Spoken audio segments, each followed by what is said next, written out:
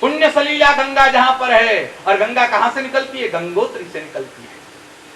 भगवान वामन बलि राजा के यज्ञ को ध्वंस करने के लिए आए। अब बलि की पूरी कथा कहां सुनाऊं मैं, लेकिन बलि के यहां आए और बलि से कहा मुझे 3 पांव भूमि दे दो, मुझे और कुछ नहीं चाहिए। बलि तो दान देने के लिए ही बैठे थे। बलि ने कहा महाराज और कुछ ज्यादा मांग लीजिए, 3 पांव भूमि से क्या होगा आपा? भगवान ने कहा 3 पाद भूमि काफी है। मैं कहीं अगर बैठता हूं और संध्या करने के लिए किसी और की जमीन पर बैठता हूं, कोई आके खड़ा कर देता है, बच्चे खड़े हो जा, ब्राह्मण खड़ा हो जा, ब्रह्मचारी खड़ा हो जा, उससे अच्छा है कि अपनी भूमि हो। और जितनी अपेक्षा, जितनी जरूरत हो उससे ज्यादा लेने वाला असंतोषी ब्राह्मण अच्छा नहीं होता। असंतुष्टो द्विजो नष्ट, जो असंतोषी ब्राह्मण होता है उसका नाश होता है। और राजा और गणिका कभी संतोषी नहीं होने चाहिए। वैश्य अगर संतोष करके बैठ जाएगी तो, और राजा अगर संतोष करके बैठ गया तो राजा संतोषी नहीं होना चाहिए, वैश्य संतोषी नहीं होनी चाहिए, और ब्राह्मण असंतुष्ट नहीं होना चाहिए। हमारे यहाँ ब्राह्मणों को हम भोजन करवाते हैं और भोजन से तृप्त करते हैं। क्यों? भोजन ही एक ऐसी चीज है जिससे तृप्ति हो सकती है। आप किसी ब्राह्मण को दक्षिणा दो, 5,000 दो, और फिर कहो कि महाराज थोड़ा और दो तो क्या ना बोलेगा? 25,000 दो और फिर कहो 5,000 और दो तो, अरे लाख दो तो 5 लाख, 25 लाख, 50 लाख, सुवर्ण दे दो, गाय दे दो, भूमि दे दो, लेकिन फिर कहेगा और तो उसको संतुष्ट नहीं होगा।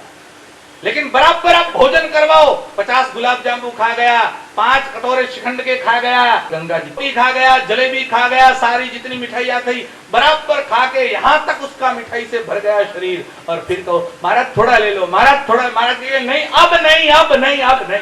इसको कहते हैं तृप्ति। तृप्ति जितनी भोजन से होती है और इतनी तृप्ति और किसी चीज से नहीं हो सकती। इसलिए ब्राह्मण भोजन का महत्व है, ब्राह्मणों को भोजन करवाया जाता है। भोजन से तृप्ति की अनुभूति होती है। खैर हम अभी उस चर्चा नहीं करते। यहाँ तो भगवान वामन ने कहा मुझे त्रिपाद भूमि चाहिए। बलि ने कहा ठीक है मैं त्रिपाद भूमि देता हूं। बोले ऐसे नहीं, संकल्प करो, एफिडेविट करो। हमारे यहाँ एफिडेविट, आजकल एफिडेविट होता है, उस समय संकल्प होता है। वचन से बोल दिया खत्म हो गया, हाथ में पानी लेकर कह दिया खत्म हो गया। एफिडेविट की सिग्नेचर की जरूरत नहीं है, नोटराइज नहीं कराना पड़ता। ठीक है, पानी लिया, संकल्प किया, शुक्राचार्य बीच में आए, आंख फोड़ दी, ये सब घटना हुई। और जब उन्होंने संकल्प किया तब भगवान ने क्या किया? अपना विराट स्वरूप धारण किया, और विराट स्वरूप से भगवान इतने विराट हुए कि नीचे खड़े खड़े लोगों को भगवान का मस्तक तो नहीं दिख रहा था, लेकिन जितना ये जो सारे लोक हैं ऊपर के, कौन से भूलोक, स्वरलोक, जनलोक, तपलोक और सत्यलोक तक भगवान का शरीर बढ़ गया। और भगवान ने जैसे ही अपना एक पैर फैलाया, और एक पैर जहां पर भगवान ने रखा, गंगा जी के किनारे ही पैर, वो चरणाद्रि करके गांव है जहां पर भगवान का प्रथम पैर पड़ा, और वहां पर भगवान का पैर पड़ा, दूसरा पैर भगवान ने फैलाया, स्वर्ग आदि सारे लोक नाप दिए गए।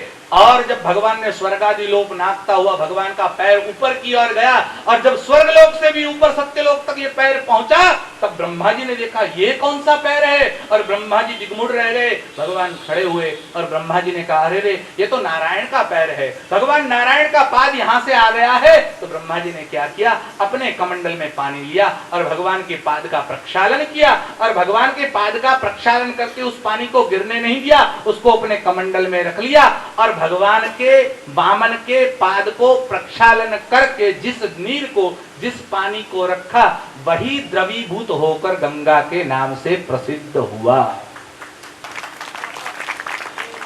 गंगा तीरमनुत्तमं हि सकलम तत्रापि कश्युत्तमा।